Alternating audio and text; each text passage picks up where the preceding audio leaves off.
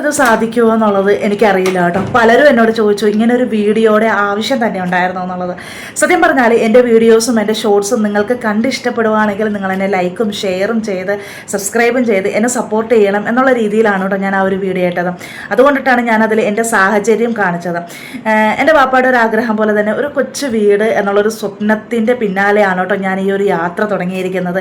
എന്നെ കൊണ്ടിട്ട് ഒരിക്കലും സാധിച്ചു കൊടുക്കാൻ പറ്റാത്തത് ചിലപ്പോൾ ഈ ഒരു യൂട്യൂബ് കൊണ്ടിട്ട് ഇതിലെ ഏർണിങ്സ് കൊണ്ടിട്ട് എനിക്ക് ചെയ്തു കൊടുക്കാൻ പറ്റുവാണെന്നുണ്ടെങ്കിൽ അത് എൻ്റെ വീട്ടുകാർക്ക് അതൊരു നല്ലൊരു സഹായമായിരിക്കും. എൻ്റെ പാപ്പയുടെ ഒരു ആഗ്രഹം എനിക്ക് സാധിച്ചു കൊടുക്കാനും പറ്റും കേട്ടോ.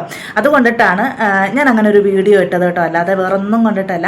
പ്രവാസികളുടെ അവസ്ഥ എന്താണെന്നുള്ളത് സത്യം പറഞ്ഞാൽ അത് മറ്റൊരു പ്രവാസിക്ക് മനസ്സിലാകത്തുള്ളൂ. സത്യം പറഞ്ഞാൽ പാപ്പ എത്രയോ വർഷം പ്രവാസത്തിൽ നിന്നെങ്കിലും പാപ്പാക്ക് പ്രവാസം എന്നുള്ളൊരു ജീവിതം കൊണ്ടിട്ട് ഒന്നും പാപ്പാക്ക് സമ്പാദിക്കാനേ പറ്റിയില്ല കേട്ടോ. പിന്നീട് അതെല്ലാം നിർത്തി നാട്ടിൽ വന്നതിന് ശേഷമാണെന്നുണ്ടെങ്കിലും ചെറിയ ലോട്ടറി കച്ചവടം ചെയ്തിട്ടാണ് അപ്പം ചെറിയ ചെറിയ കാര്യങ്ങൾ നടത്തി മുന്നോട്ട് പോയിരുന്ന എന്നിട്ടും ആ സമയത്ത് പോലും രണ്ടറ്റം കൂട്ടിമുട്ടിക്കാൻ പപ്പ ഒരുപാട് പാടുപെട്ടു കേട്ടോ. ഈ ഒരു സാഹചര്യത്തിലാണ് പെട്ടെന്ന് പാപ്പയുടെ മരണം ഞങ്ങളാകെ തളർത്തി കളഞ്ഞു കേട്ടോ. പക്ഷേ ഏതെങ്കിലും രീതിയിൽ ഉയർന്നു വന്നേ പറ്റൂ എന്നുള്ളൊരു സാഹചര്യത്തിലാണ് ഞങ്ങൾ പിടിച്ച് കയറി വന്നത്. ഇപ്പം എൻ്റെ ഒരു വരുമാനം കൊണ്ടിട്ട് നമ്മുടെ വീട്ടിലെ ചിലവും കാര്യങ്ങളൊക്കെ നടന്നു പോകുന്നതല്ലാതെ ഒരു വീട് വെക്കാനുള്ള ഒരു സാമ്പത്തികം ഒരിക്കലും എനിക്കില്ല കേട്ടോ. അതുകൊണ്ടിട്ടാണ് ഞാൻ ഈ ഒരു യൂട്യൂബ് ജേണിയിൽ നിങ്ങളുടെ എല്ലാവരുടെയും സപ്പോർട്ട് ചെയ്യാൻ ചോദിക്കുന്നത്.